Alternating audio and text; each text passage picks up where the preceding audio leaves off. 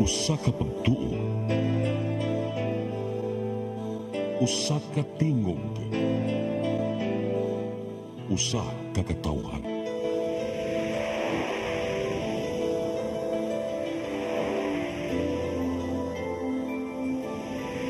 Cebu Catholic Television Network.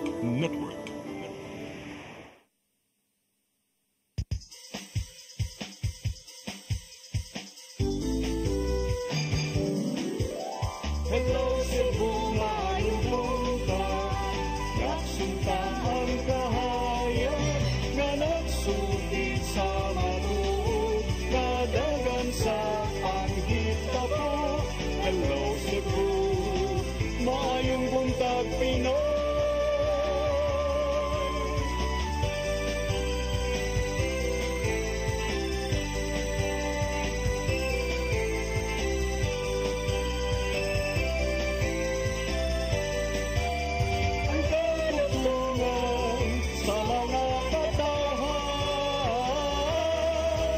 Hello Cebu, hello Cebu, maayong buntag Pinoy, maayong buntag Pinoy, maayong buntag Pinoy. Hello Cebu, maayong buntag Pinoy, adlaw karong Biyernes, Pizza 15 sa buwan sa Nobyembre tuig 2024. Sangan sa akong partner nga si Attorney John Destacamento, ako yung alagad sa kahanginan Malu Inocando Tabar. Uban ko ang sa alas 9 karong buntaga sa atong programang Hello Cebu, maayong buntag Pinoy. Dita maglangan ato dayong dawaton atong latest weather update. Ikispag-asa moktan Ms. Van Sabeliano, maayong buntag. Maayong buntag sa tanan, mao kini ato ang pinakuling kahimtang karon sa ato ang panahon. Ang bagyong si Ophel kay karon nahimutangan ni sa may 100 km northwest sa Carayan, Cagayan, ug karon is nag-continue siya nga nagkahinay. Lang siya karon yung mga 120 km per hour dito do sa tunga, ug pag-unos nga moabot og 150 km per hour. Pero po niya siya sa direksyon north-northwestward sa kapaspason nga 20 km per hour.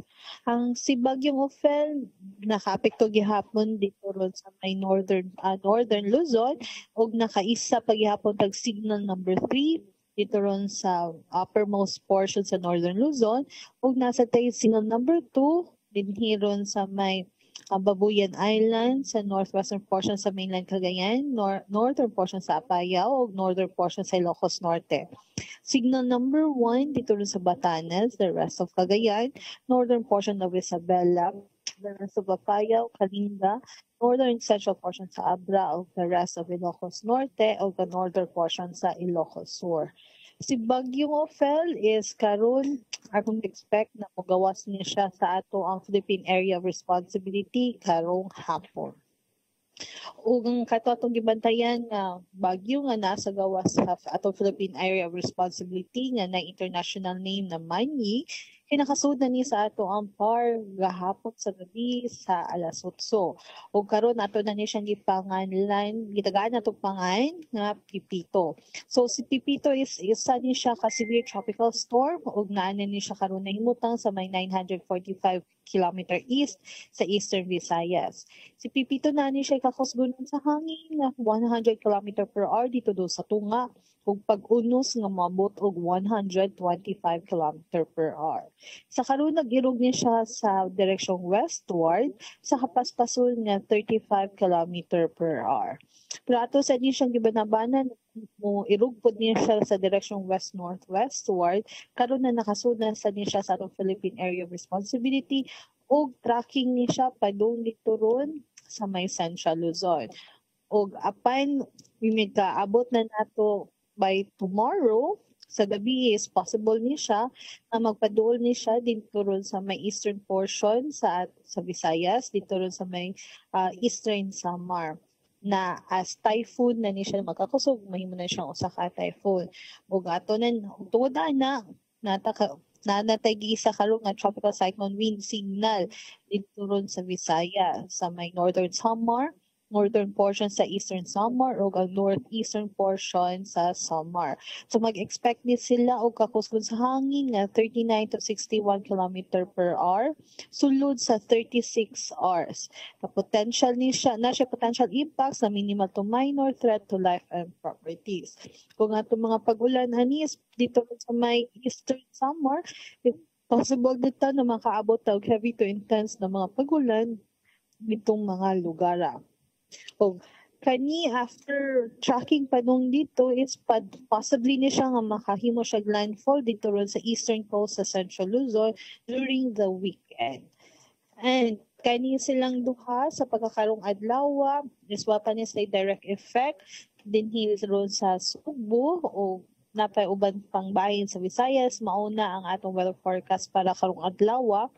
Dinhi ron sa Subo uban pang dapit sa Visayas kay makasinati lang gihapon og generally fair weather. Aduna lang mga panagsama panganuron ngadto sa madagumon nga kalangitan ug nagyapon tay tsansa sa mga patak-patak na mga pag-ulan, panugdog ug kilat tungod sa atong mga localized thunderstorm. Samtang ang hangin ug kadagatan kasarangan ngadto na sa kusog na paghuros sa hangin ang masinati dito ron sa eastern section sa Visayas ug ang kadagatan dito kay kasarangan ngadto na sa Mabaluron. Samtang din ron sa Subo uban pang dapit kay makasinati taghinay ngadto na sa kasarangan nga paghuros sa hangin gikan sa amihan ng Silangan ngadto na sa amihan ng Kasadpan ug di na atong kadagatan kay malinaw ngadto na sa kasarangan ng pagbalon. Dinhi ron sa Metro Cebu ang atong kadagatan kay motaog karong alas 10:54 sa buntag sa gitas-on nga 1.15 meters ug ang atong kadagatan mohuna sa pudni alas 3:51 karong hapon sa gimubon nga 0.48 meters. Ang atoang temperatura dinhi ron sa Metro Cebu kay nagasukad ni karon sa 26 ngadto na sa 32 degrees centigrado. Atong adlaw kay mosaop ni karong alas 5:18. Ug mao kana atong latest weather update dinhi ron sa Agasa Visayas. Vine Sabinian. May buntag. Miss Van? Yes, ma'am. Yes, daghan man kaayog mga ato mga kaigsuonan ba daghan kaayog mga nabalaka no kabahin aning pagsuod sa bagyong Pepito.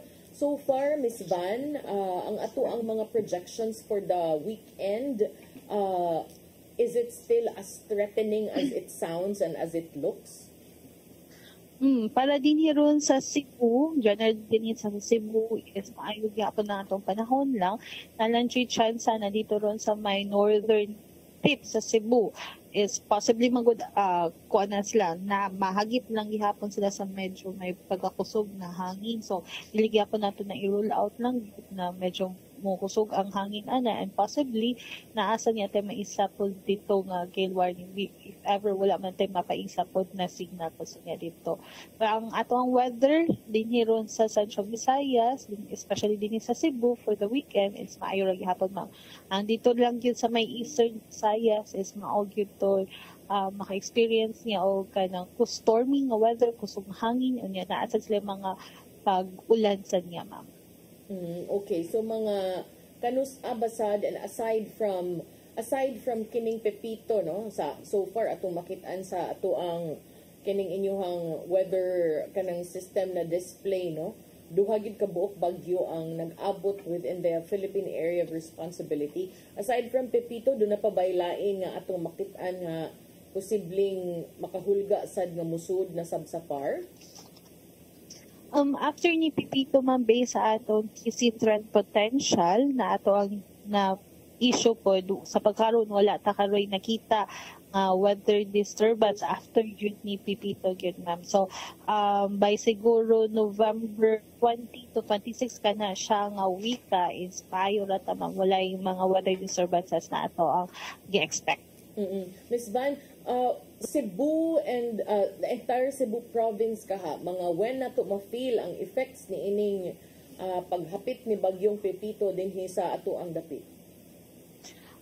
Based sa ato ang forecast yun karon maayo ra sa jud ang atong panahon dinhi ang kuan lang yun nato ma'am dinhi sa Cebu is maayo. Ang ato lang yung gipa-alert lang yun is dito lang yun sa may northern Cebu. Basin sila dito is maka-experience yun sila dito kusog na hangin. Kung dili man na siya makaabot yun o ka na pinasignal nga kakusgon, kusog lang possible gyapon siya nga kusog lang gihapon dito mo na siya nga mas maayo nga magbantay ta dito.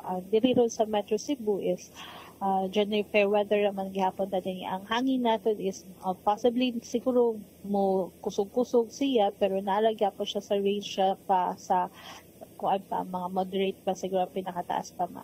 Okay. Daghang salamat sa imong pagpasabot, Ms. Van Sabeliano. You're welcome, ma'am. Agbay buntag. Okay. Maugad to si Ms. Van Sabeliano. Salamat kaayo. Ug maing buntag yung tanan din sa pag-asa maktan. Karon ari sa ta sa tong front pages sa mga pamantalaang lokal ug nasyonal atong sugdan sa Sunstar Daily. Sa Sunstar Daily, Counselor to DOH probe hospital deposit demands. Sa super balita sa Sunstar, ship captain giingong ng hinol na sikop. Sa The Freeman, Cebu haze not from Canlaon, air quality still fair. Sa Banat News, sa The Freeman, langyaw nga kapitan ng molestiya, babae nga customs inspector gibitad sa cabin. Sa Philippine Daily Inquirer, Marcos says DOJ evaluating extrajudicial killings or EJK evidence versus Duterte. Sa Philippine Star, BBM says Philippines won't stop Rodi arrest through Interpol. Sa Manila Bulletin, Trump 2.0 won't halt U.S. investments in the Philippines. Ug sa Tempo, anti-drug drive intensified. Marcos orders the transfer of 200 bilibid high-profile inmates. Mao katong front pages sa mga pamantalaang lokal ug nasyonal. Sa atong pagbalik ato ipadangat kaninyo mga balita nga nahipos ng kaubanan sa CCTN News and Public Affairs team. Please stand by. Hello Cebu, maayong buntag Pinoy. Maayong buntag Pinoy. Maayong buntag Pinoy. Discover the beauty of the Philippines.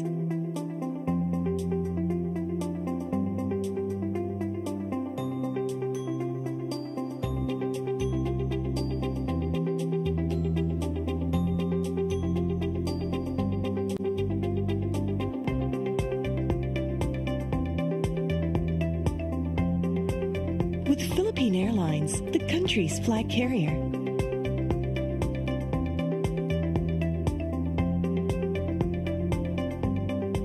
The airline that lets you feel the warmth of the nation.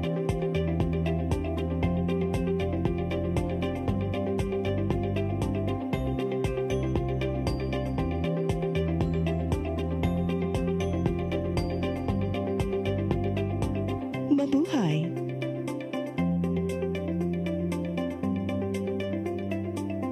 Start today. Unlock the secret to a healthier you. You're worth it. Health is wealth. Health Plus. Easy Flow and Health Lift Plus. Health is wealth. Your path to a new start. Nutrition, Exercise and elimination, water, sunlight, temperance, air, rest and recreation. and most of all, Trust in God. Learn from our doctors. Be blessed by the testimonies of our overcomer. Ang inyong programa, Alang sa may sakit, walay sakit, ug dili ganahan magkasakit. Ozone Med Wellness Clinic New Start. Napapanood every Saturday 8 to 9 a.m. Og ang replay airing matag Miyerkules 1:00 hangtod 2:00 sa hapon. Dinhilang sa CCTN Channel 47. New Start, Ozone Med Health and Wellness Talk.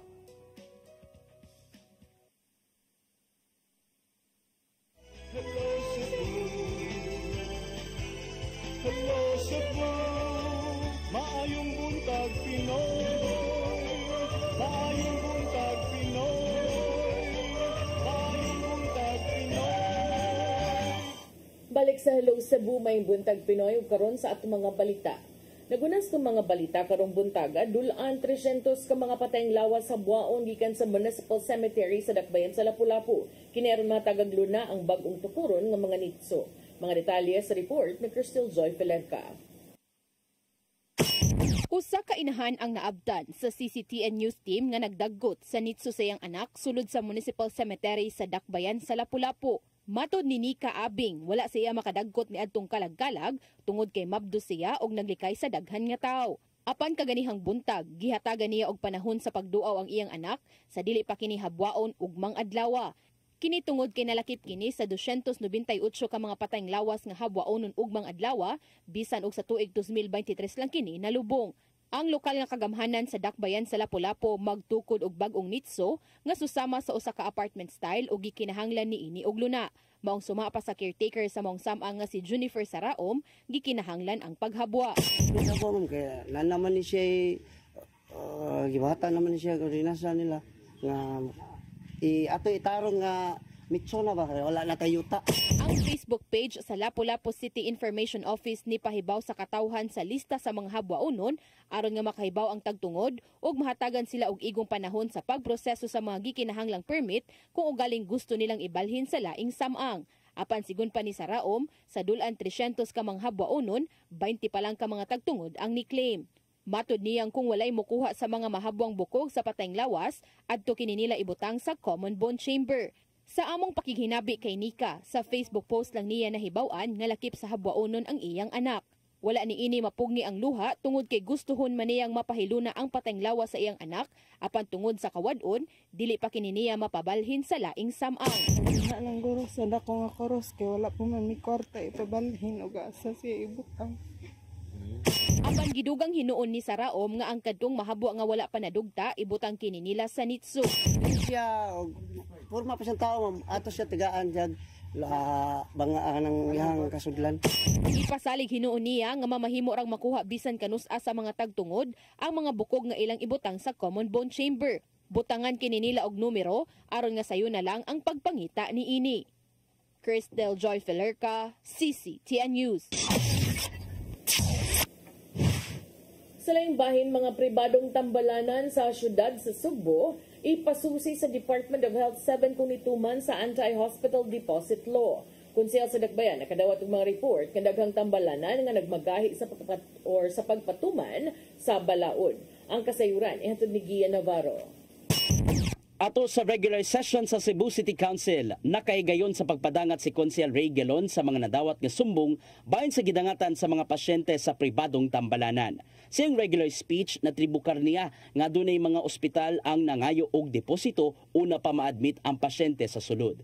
Kinibisan pa man sa pagpatuman sa Anti-Hospital Deposit Law kon RA 10932 diin ginadili ang dili pag-admit sa mga pasyente nga walay bayranan kung deposit.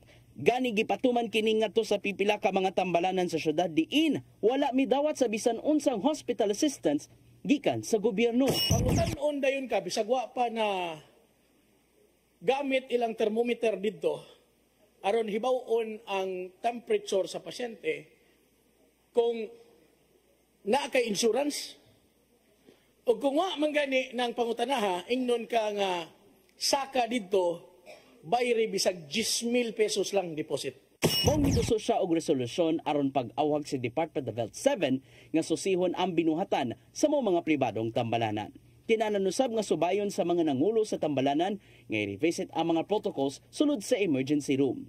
Giawhag usab di Gelon ng Business Processing and Licensing Office kon BPLO nga subayon ang pagpatuman nini ngadto sa mga tambalanan. Healthcare should not be a privilege reserved only for those who can afford it, but a fundamental right for all. When lives are on the line, financial status should never be a barrier to healthcare. Hinuon na aprubahan ang resolusyon ni Gelon sa konseho ato sa ilang session kagahapon. Gian Navarro, CCTN News. Sa dugang balita, Business Permit Licensing Office sa Dakbayan sa Mandaue niauhag sa mga negosyante sa pagkuha sa mga gikinahanglang permit o pagpahibaw kung adunay special event karong Pasko. Ang kasayuran ihatod ni Mary Rose Sagarino.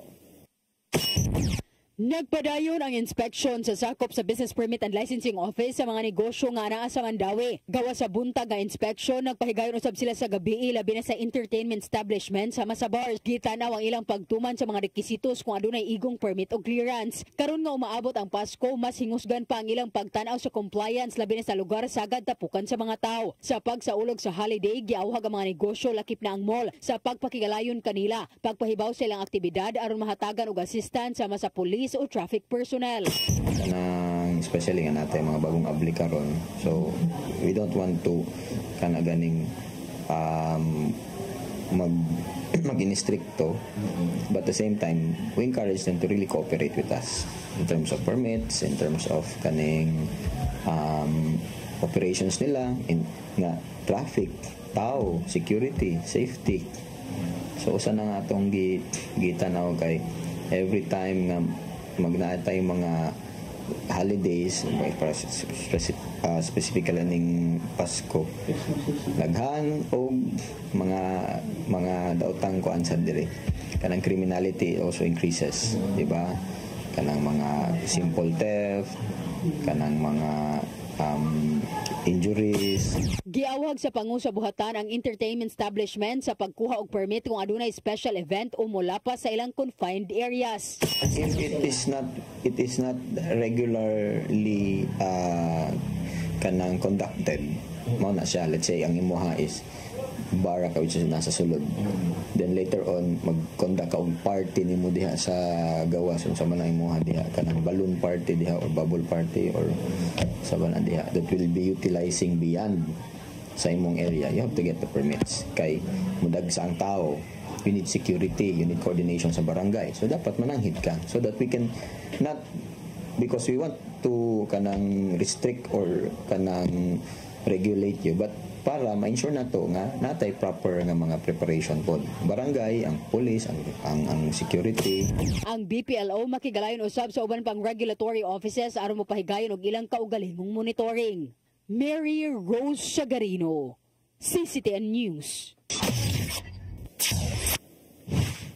Kanhi Presidente Rodrigo Duterte anda motambong pagbalik kung ipatawag sa Quad Committee sa Kongreso. Kinidaliwa siyang pag-angkon sa pagpatuman sa dugoong kampanya batok sa drugas. Ang kasayuran ay hatod ni Gian Navarro.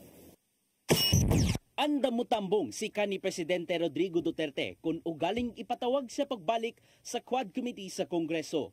Subay kini sa nagpadayong investigasyon bahin sa naitabong mga pagpamatay ato sa kampanya batok sa ginadiling drugas sa iyang pangatungdanan. Apan musanong lang sa panawagan si Duterte kung ang Kongreso mo'y manubag sa iyang plitihan. Sunod nga ipahigayon ang hearing sa Quad Committee karong November 21. Atol sa hearing kagabi nga nilanat hangtod kadlawon, daghan ang nahimo mga pag-angkon sa kanhi Presidente bahin siyang sistema sa drug war campaign. Sama na lang sa mga naamong sa pagpamatay ato sa pagresponde sa mga sakop sa kapulisan matag drug operation. Gibutyag di Duterte nga nakahigayon siya sa pagtanom og mga ebidensya sama na lang sa mga shabu ngadto sa matag subject sa operation. Alang gihapon sa kanhi Presidente, walay gamit og walay jurisdiction ng ICC sa nahimong pag-angkon. Bisan pa man og giawhag niya ang International Criminal Court nga dalion na lang ang pagkasikop niya. Baski nag-handcuff ako, I would be very willing to go there. Anytime. Totoo yan. Sa edad ko na ito, I'd rather spend maganda ang prisuhan doon, sir, komportable. Doon na lang ako magtapos ng buhay ko. Wala nakapugong ang kanhi Presidente sa pagpadangat sa iyang tinuod nga kinaiya nga mao ang pirming maglagot ngadto sa mga kritiko. Sama na lang sa nimong pagbutyag ni kanhi Senador Antonio Trillanes IV nga igo lang gipanalipdan matud pa sa Administrasyong Duterte si kanhi Presidential Advisor Michael Yang. Hugot usab nga gihimakak ni kanhi Senador Leila de Lima ang paghingalan sa mga sakop ni Duterte kaniya isip mother of all drug lords. I was cleared of all 3 drug cases. I underwent the whole process. Dumaan po ako sa buong proseso kahit mahirap, masakit para sa akin. Kinulong ako ng almost 7 years na hindi na po nila yan mababalikan dahil sa pagkagalit, nung pinaka-mastermind, nung pag-persecute sa akin. Wala hinoy planong babagan sa gobyerno ang pagtahan ni Duterte ngadto sa International Criminal Court. Sumapa ni Executive Secretary Lucas Bersamin kagahapon iluhon sa gobyerno kung ugaling mo paggawas man og Interpol og red notice. Kinanglanon nila makig-alayon sa mga hingtungdang grupo, pinasubay sa mga protocols nga ipahamtang ngadto sa kasamtangang presidente. Kiniusab ang napaglantawan ni Presidente Ferdinand Bongbong Marcos Jr. Human sa nimong pamahayag ni Duterte ngadto sa ICC. Hindi naman kami haharang sa mga ICC. Hindi lang kami tutulong. Ngunit kung pumapayag siya na makipag-usap siya o magpaimbestiga siya sa ICC, nasa kanya yun. Lahat wala ng aming desisyon doon. Ian Navarro, CCTN News. Sa atong katapusang balita, dulan to nga sa bilyon ka pesos nga balor sa illegal nga drugas gisunog pinaagi sa thermal facility. Kini mo ay giingong labing dako nga balor sa drugas nga gisunog sa Philippine Drug Enforcement Agency 7 sud sa 8 ka tuig. Ang kasayuran ihatod ni Arnold Bustamante. Moabot sa 71 ka kilo sa shabu, 3 ka kilo sa marijuana, 55 ka tableta sa ecstasy o ubang nga ginadiling drugas nga mobolor ang tanan sa dulan na tunga sa bilyon ka pesos. Nga doon kamanduan sa korte ang gisunog sa thermal facility sa Cosmopolitan Funeral Homes Incorporated sa Dalan Honquera sa Dagmay sa Sugbo. Kini na ang ika-14 ka distraction sa mga nasakmit nga illegal nga drugas sa Police Regional Office 7 ng Philippine Drug Enforcement Agency 7. Din mausab kini ang labing dako nga balor sa illegal nga drugas nga ilang gisunog sukan nitong 2017. Ang pagsunog sa mga illegal nga drugas gisaksihan kini sa mga elected officials o mga representante kan sa Department of Justice, Public Attorney's Office, Civil Society o ang media sa Sugbo nga mo'y mandato ubos sa Republic Act 9165 o Dangerous Drugs Board Regulation No. 1 Series of 2002. Mato ni Director Alex Tablate, ang pangulo sa PDEA-7, nga kung wala pa masakmit sa kapulisan o sa ilang ahensya ang maong ginikanon sa illegal nga drugas o napunta kini sa karsada, dako kaayo ang ilang sagubangon nga problema. For the last 8 years, the amount of illegal drugs destroyed is 2,356,590,737.38. Okay, just imagine that amount of illegal drugs. Kung wala nga siya na-seize or na-recover sa atong mga operatives. And of course, PDEA-7 is very grateful and thankful sa atong mga partners from the PNP. Ipasabot ni Tablate nga bisan sa kadaghan sa illegal nga drugas nga masakmit karon, apan dili na kini susama kaniadtong panahon nga naa sa Pilipinas lutuon ang shabu human bungkaga ang tanang shabu laboratory sa milabeng administrasyon. Apan dunay nako nga hangit ang isagubang karon sa mga tinugyanan sa balaod, sanglit ang mga dagkong drug player karon muangkat na lang kini shabu gikan sa gawas sa nasod sama sa Myanmar ug Afghanistan. Isa kay kini matud pa sa barko apan dili matud pa kini idunggo sa mga pantalan sanglit ila kini nga ihulog sa dagat ug tultulon lang kini pinagi sa gitaon nga GPS kung Global Positioning System. Dala na sila o sa idalhan. Barko. Mga barko. Ang barko, di na kinahanglan nga mudak na. Nga naman, kay high-tech na po lang diskarte. Ay hulog na sa dagat, na ay GPS, ihatag ang coordinates, inag-receive na, kabalo na sila asa tuon. So that is something nga challenge for us sa mga operatives. But on the part sa mga operatives, naghimo po tawag mga efforts on how to kumbaga pag-solve ang problema. Pinapay mo sunod nga mga pagsunog ipahigay ng PDEA-7 nga aprobado na sa mga korte sa Cebu ug Bohol, lakip sa tulo ka highly urbanized cities nga mao ang Cebu, Mandawi ug Lapu-Lapu. Apan ilalang kini nga dunganon sa mga ebidensya nga naa sa ilang kustodiya o sa PNP Forensic Unit. Arnold Bustamante, CCTN News.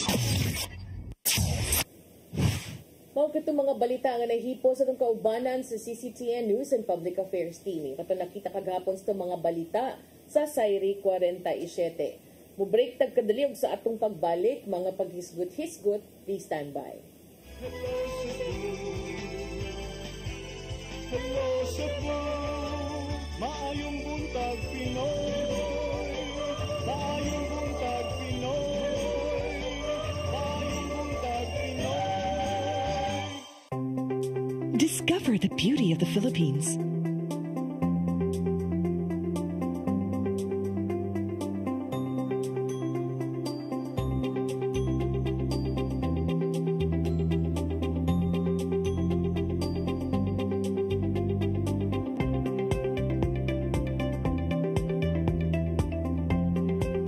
With Philippine Airlines, the country's flag carrier.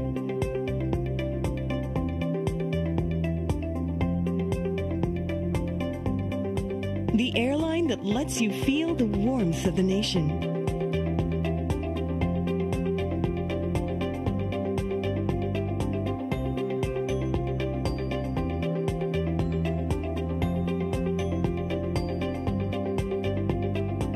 Mabuhay!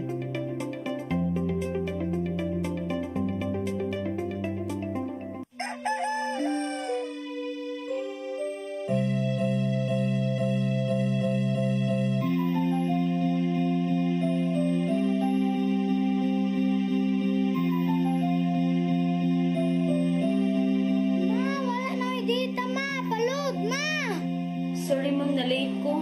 Nangita pa mong gusto para internet sa kong anak ma'am. Ay, wala na yung problema. Mag-Sinisibu! Sinisibu, Sinisibu. For your internet connection. And for the signal of your cable TV. So fast and straight the transmission to your home. Sinisibu! Sinisibu, Sinisibu. Offers you to have fiber optics. For your viewing experience, perfect and clear so far. So great and affordable for you to enjoy. Sinisibu. Sinisibu Television Network Incorporated offers fiber to the home broadband internet bundled with fiber to the home cable TV connection.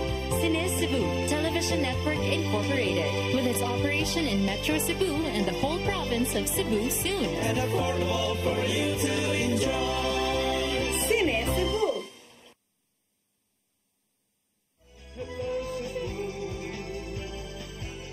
Hello Cebu, maayong buntag Pinoy. Maayong buntag Pinoy. Maayong buntag Pinoy. Balik sa Hello Cebu, may buntag Pinoy. Karon sa atong paghisgot-hisgot ang Cebu City Government, ipaabot karon nga mosugod na unya sa ilahang Project Safe, usa ka programa nga tumong niini mao ang pagbansay-bansay sa mga personnel, mga kawani sa syudad ug sa barangay kung unsaon pagpugong sa paghimo nining mga krimen batok sa mga bata. Kining maong initiative tipik kini sa report sa International Justice Mission kun IJM nga nag-rank sa Cebu City isip 4th highly urbanized city in the country with the highest number of online sexual abuse and exploitation of children cases, o gitawag din nila ilang acronym og OSAIC. Kini manggong mga online nga mga pagpang-abusong sexual sa mga bata o pag-exploit sa mga bata kanang murag para nako uwaw kaayo ni kay kita Cebu City tanya ni tapta pero ni taptas pagpangabuso sa mga bata na unsa na gud ta, di ba? So kining IJM usa ka non-government organization nga specialization nila niini ang pagsumpo unta niining gitawag og online sexual abuse, no? Pero kung nirangka og 4 murag makaingon tag na unsa na dayta nga 4th man gyud ta oy. Murag best in top notcher man ta ani. So kani part ni sa ilahang trabaho unta. I don't know. I think we need to do a better job of this, no? Kay murag wa na mao ba lain man murag mauwa man ta magunahuna nga busy kaayo atong mga opisyal sigig away, sigig ilog ug kinsay mayor na sa siguro ninyo kay mga ikog ta, di ba? Sa mga kay tan-aw ninyo maayo ka ha nga nainani ta na 4th ta ni top ta for all the wrong reasons. So kining mao nga report nakapaalarma of course as expected sa Cebu City Commission for the Welfare and Protection of Children kun CCCWPC. Matod ni sa Executive Director sa Cebu City Commission for the Welfare and Protection of Children nga si Carmelita Helen Francisco, murag kuha ko na sayop kanhi kapitani sa Barangay Careta, niingon siya nga it's really a big challenge kay karon we are number 4 base sa data sa IJM. Na alarm gyud ta sa report sa IJM.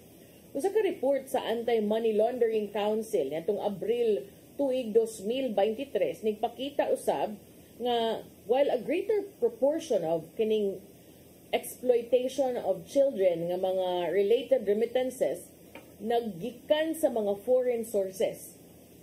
Data also shows that there were several remittance transactions made across the different regions in the country. Sa maong report, nasayran nga ang lalawigan sa Cavite mo ay dunay highest number of remittances sent domestically, accounting for 59.40% of total domestic transactions. Gisundan kini sa Cebu, Pampanga, Negros Occidental ug ang Dakbayan sa Caloocan. In terms of value, ang Cebu is also one of the biggest in the overall remittances related to the online sexual exploitation and abuse of children. Matod ni Francisco, ang risgo of becoming an OSAIC victim is also because mas daghan na karong mga bata ang exposed sa cellular phone, ang paggamit sa social media, ug kasagaran ang uban usab mga muhimo niini mga related dasad or just within the family. Giangko ni Francisco nga di sayo ang pagdetermine sa usa ka panimalay nga naay biktima sa online sexual abuse and exploitation of children tungod kay ang mga biktima uban rasad sa pamilya ug usahay ang nagpasiugda sa maong pagpangabuso online ang pamilya rapod. Tungod niini ang CCWPC naghimo na karon na ining gitawag og Project Safe aron mapalambo pa ang ilang capability sa pag-combat ni ining online sexual abuse and exploitation of children. Gawa sa CCWPC, ang Department of Social Welfare and Services, ang Cebu City Women's Commission, ug ang Barangay Gender and Development Focals, ipaubos usab sa training sa maong programa. Human sa maong training Project Safe, mahimo nang ipatuman sunod tuig. Ang CCWPC, nagsugod na sa pagpahigayon og education campaign sa mga tunghaan aron pagsiguro nga ang mga tinun-an are very much aware of the dangers of online sexual abuse and exploitation of children ug aron usab kalikayan ang mga kaso sa mga pagbuli no kining bullying in line with the National Children's Month this November.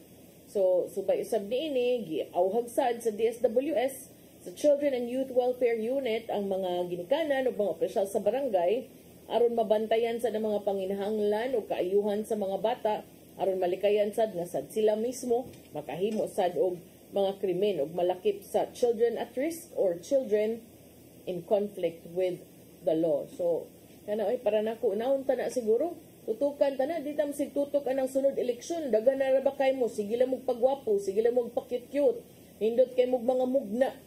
Pero ang mga bata, top 4 ta, mauutaan na siguro, unaha siguro ninyo, ay mo unag ilog, anang bukog, anang City Hall, unsa ng taon taan paet. Naot unta nga maatiman, kay that's very dangerous for our children. Arita sa Quadcom, kaya pa man nahuman.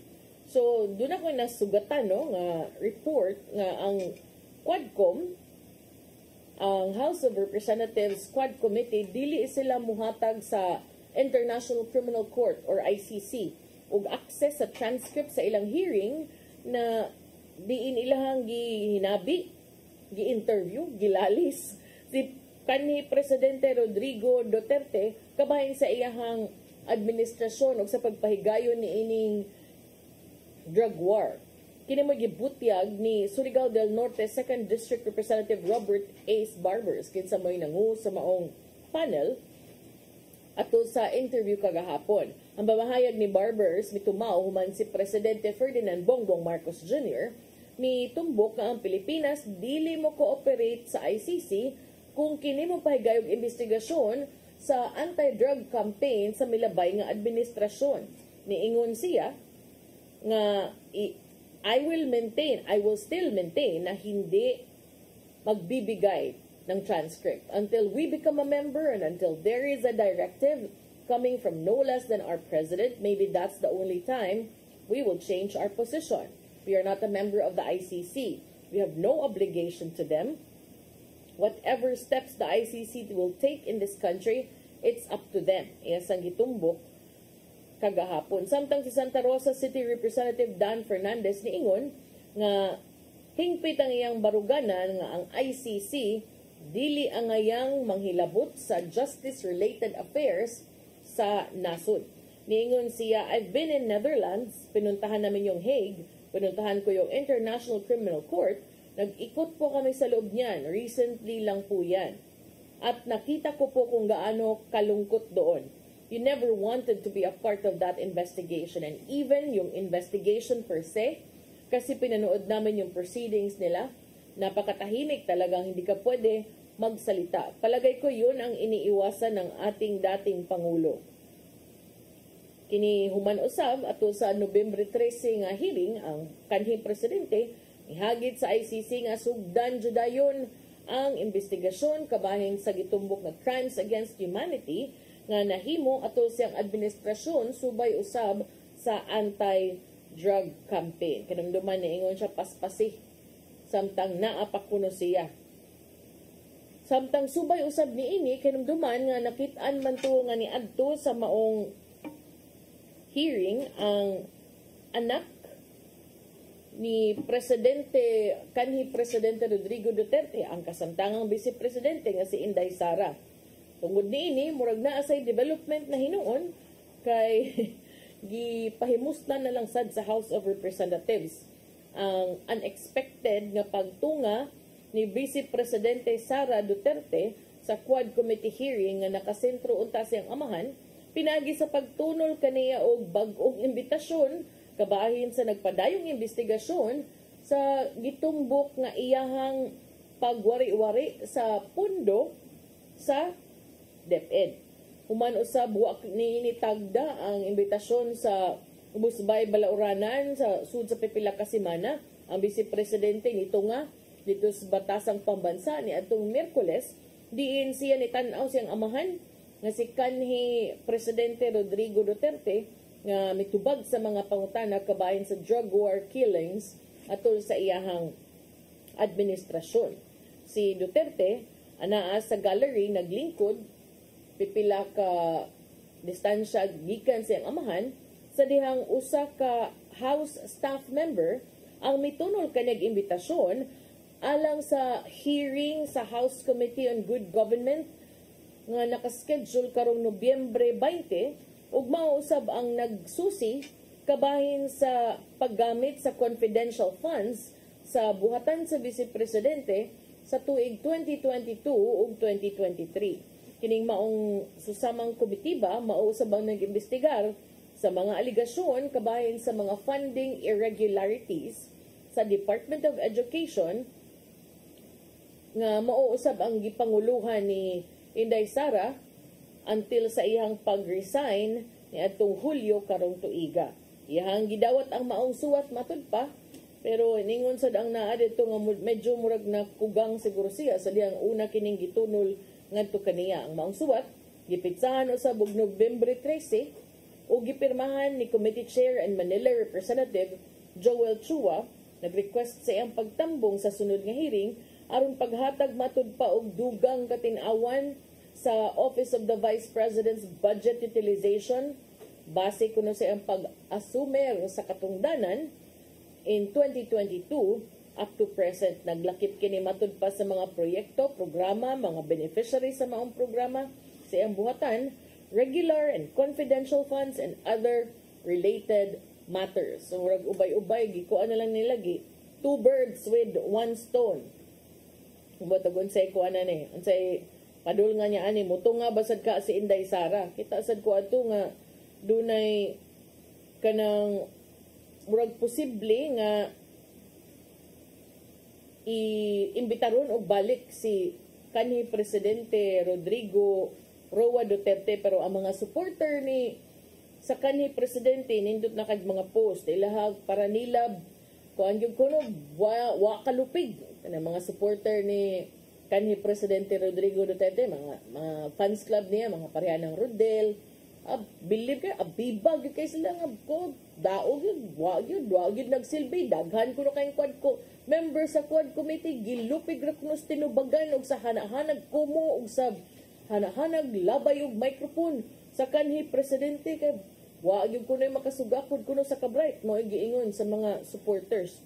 Pero ambot mo basag kani pagtuo sa uban no kaning sa mga sakop sa Quadcom kay ila pa man giimbitar og balik ako og pilde ko na undangon siguro atong storya ay aron tiwasan kag kapildi pero para nila kuno padayonon og imbitar balik na pud inig ka November 21 kini matud ni Surigao del Norte Representative Robert Ace Barbers ang pagtambong ni Duterte sa Quadcom nga nag-imbestigar sa iyahang dugoon nga gubat batok sa drugas ni adtong November 13 o niya giubanan siya sa iyahang abogado nga kanhi LTFRB Chairman Martin Delgado III ug usasad niya nga abogado nga kanhi presidential spokesperson ug legal advisor nga si Salvador Panelo.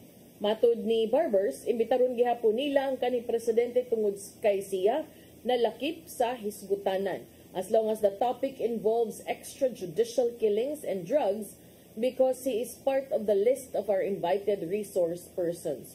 If the former president wants to join us and attend, then that is very okay. But if he opts to skip the probe, we will respect his decision. Ang House Squad panel naghisgot usab sa mga pamahayag ni Duterte sa milabay nga mga interviews o ang sa Senate Drug War Probe, lakip na ang iyang pagpahibaw o pag-anunsyo of taking full legal, moral responsibility for his administration's drug war. Atol sa maong hearing, ang kunusab si Duterte nga yung gitamnag ebidensya ang usa ka suspetsado nga kriminal sa diha nga siya mayor sa Davao isip kabahin sa iyahang strategy. Iyasang gitumbok nga ang iyahang pamahayag on taking responsibility can be equated to an extrajudicial confession of guilt.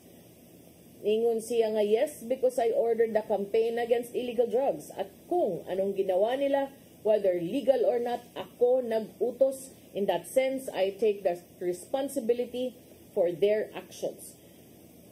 Atong gihisgutan sa sayong bahin usab, human sad sa iyang hearing, katong iyang pag-angkon, nga nipatay sig unom nga to sa pito ka mga tao sa diyang siya mayor sa Davao ug nagsuroy-suroy siya kay mangita gyud og ang kriminal o mangitag higayon nga makasugat og mga kriminal. Subay usab niini ang PNP karon ni padayag nga andam silang mo assist o motabang kung ang Interpol mo patuman og warrant arrest warrant batok ni Duterte.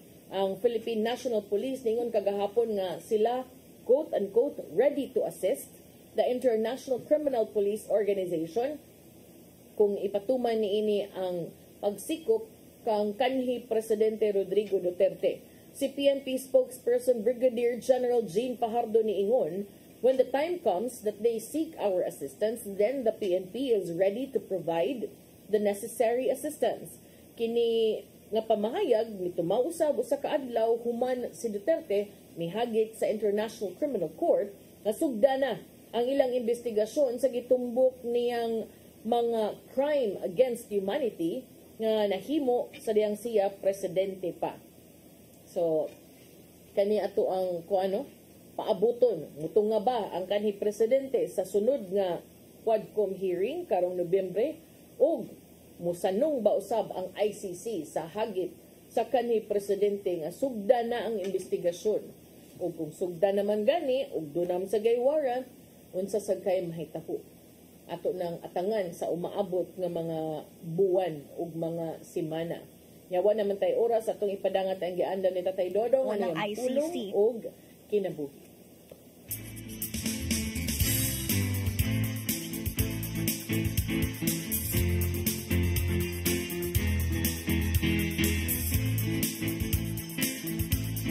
Ang pulong mo, ang diwag sa galang ko. Maigsoon ang pag-umol sa kiniyas kabataan, anak gayon magsugod sa iyang panimay. Busa ang ginikanan dako kayo og katungdanan ngadto sa ilang mga anak. Aron kini dili masaag sa hiwi nga dalan. Sa Mateo 10:34 na giyon, ayaw kamo paguna-una nga miyani ako aron pagdalag kalinaw sa kalibutan. Dili kalinaw ang gidala ko dili espada. Busa kinanglan nga ampihan nato ang atong matag pamilya. Sa Mateo 10:35 mingon pagayod, ang labing mangilad nga kaaway sa tao mura ang iyang mga sayo sa iyang kaulingong panimay. Busa mga igsoon, ayaw hatagi o kahigayunan ang kaaway aron makalihok diha sa atong pamilya. Kay sa ato unyang intensyon nga mualagad sa Ginoo, mahimpuak ang atong pamilya sa kadautan. Kinanglan nga kamao kitang bahig sa atong oras. Doon na kita oras sa atong pamilya, oras sa pagnginabuhi, o oras pag-alagad sa Ginoo.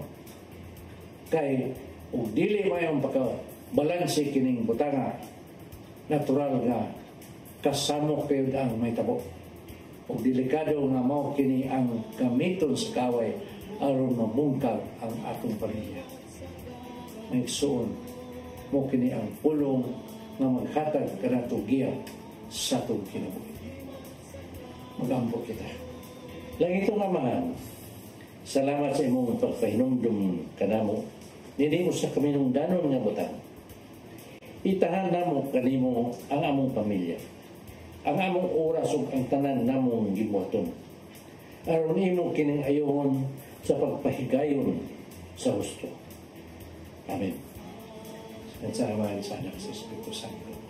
Ang pulong mo, ang diwat sa dalan ko. Pulong kinabuhi ni Tatay Dodong Limchua mo nagtapos sa atong tulumanon. Dagang salamat sa Philippine Airlines. Thank you Archbishop Jose Palma. Nanaydayan ng Tatay Dodong Limchua. Thank you Sir Dennis Tabar. Salamat. Atong mga kaubanan sa TOC, Sir Robert, Miss Inday, Sir Matmat, Miss Mabel, Miss Joanne, sa newsroom, Sir Michael, Sir Adele, Sir Raymond, Sir Bruce, ug diri sa studio, si Ferdy. Sa di pa ko manamilit, ako lang pahinumduman atong mga kaigsuunan, no, nga magpadayon ta sa pag-monitor sa atong mga balita, especially over the weekend, tungod usab sa hulga ni ining bagyong Pepito, no, sa ato ang mga dapit, ug atong mga kaparintihan. Check on your family and your relatives, especially if dili mo kuyog or tuwa sila sa mga areas like in Eastern Visayas o dito sa kauluhan o baka dinhi sa atua sa northern portion sa lalawigan sa Subo. Let's just keep checking every now and then. Ang uban ra ba magyaw-yaw kay wa ko klaro ang pag-asa. Para nako dili siguro trabaho sa pag-asa nga tagsa-tagsaon ka i-house to house tagpahibaw. Every few hours, doon na regular updates ang pag-asa. So kung makatanaw mo anang mga TikTok ug mga reels sa Facebook nga way hinungdan, di siguro na rason nga nung di sad mo maka-update kabahin sa lakat sa kahimtang sa panahon. So susiha ang pag-asa nga page or mga page bakaha sa inyong gisaligan nga mga news organizations. Ayaw anang mga kulurom kay usahay maglabi inyong kulba basig masakit lang mog di oras. So don't forget to check weather updates para mas maayo nang makaandam sabta, no?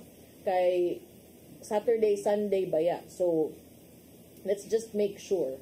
So kana check lang atong weather updates. So nya atang isa bang atong mga balita unyang hapon sa mga balita sa Sairi 47. So salamat sa inyong papakig-uban sa ngan sa akong partner nga si Attorney John Destacamento. Ako yung alagad sa kahanginan Malu Inocando Tabar niya 40 days na lang murag 1 month kapin na lang. Hapit na yun. Pasko na yun ko no. Merry Christmas ninyo daan.